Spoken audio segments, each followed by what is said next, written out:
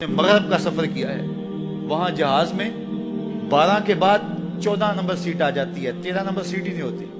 یہ منحوس نظر ہے. یعنی آج وہ کہیں اڑانے بڑھ رہے ہیں اور کہاں سے کہاں پہنچ گئے، لیکن یہ ذوف الاتقادیہ پوری دنیا کے اوپر موجود. تاریخیں مخصوص ہیں کہ ان تاریخوں کو شادی کرو گے تو برکت ہوگی، اگر ان کے علاوہ کسی اور تاریخ میں شادی کرو گے تو ٹوٹ جائے گی. ہمارے ہاں بھی کچھ لوگ کہتے ہیں کہ سفر کے مہینے میں شادی کرو تو شادی کامیاب نہیں ہوتی، اور اگر کامیاب ہو بھی جائے تو اولاد نہیں ہوتی، اولاد ہو بھی جائے تو نیک نہیں ہوتی. عجیب فلسفہ ہے. سیدہ فاطمہ الزہرا رضی اللہ تعالی عنہا کی شادی حضرت سید علی المرتضیٰ رضی اللہ تعالی عنہ سے سفر کے مہینے میں ہوئی.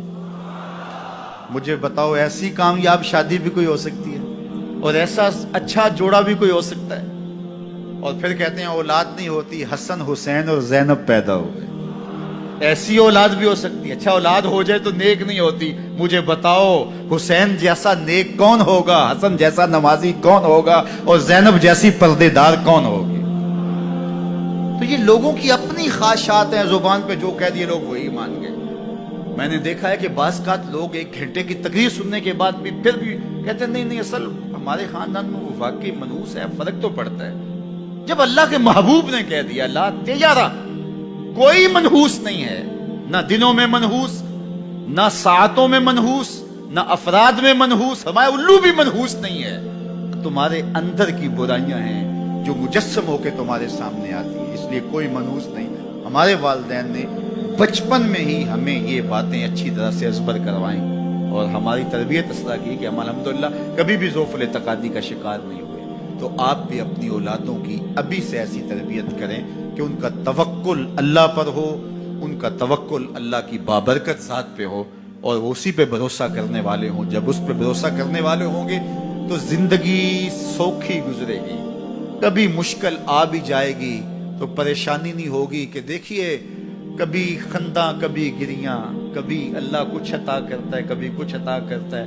وہ محمود غزنوی کو بوڑھے لوگ محبوب تھے، لیکن سب سے زیادہ محبوب ایاز تھا. تو ایک دن اس نے اس کو خربوزہ دیا تو وہ چٹخارے لے کے کھا رہا تھا. بادشاہ نے چکھا تو وہ کڑوا تھا. کہا ایاز یہ تو کڑوا ہے. تو کہا کہ حضرت ہاں کڑوا ہے. تو کہا کہ تم مزے سے کھا رہے ہو. کہا ساری زندگی ساتھ سے میٹھی نعمتیں کھائی ہے، آج ایک کڑوا مل گیا تو پھینک دوں. جب اس پہ توکل ہوگا تو کبھی تکلیف آئے گی تو بندہ کہے گا کوئی بات نہیں، جے سونا میرے دکھ وچ راضی تے میں سکھ نو چلے ڈاواں. تو بندہ کہے گا ٹھیک ہے کوئی بات نہیں ہے، یہ اس پہ بھی میں خوش ہوں. تو جب توکل اس پہ ہوگا تو پھر بندہ اس تکلیف میں بھی لذت لینے کا راستہ نکال لے گا. اور اگر یہ ہو کہ اس منحوسہ کی وجہ سے یہ سب کچھ ہوا ہے، پھر کچیچیاں چڑھیں گی اس کے اوپر کہ اس نے یہ کیا ہے، مار ہی دوں، قتل کر دوں، اس کو چھوڑوں نہ، زمین پہ رہنے کا حق ہی چھین لوں اس سے کہ اس منحوسہ کی وجہ سے یا اس منحوس کی وجہ سے یہ ہوا ہے. کوئی کسی کی وجہ سے نہیں ہوتا. یہ ہماری اپنی بدعمالیوں کی سزا ہے. اگر کوئی ہمیں نقصان در نقصان ہو رہا ہے تو توبہ کریں، اپنے گناہوں پہ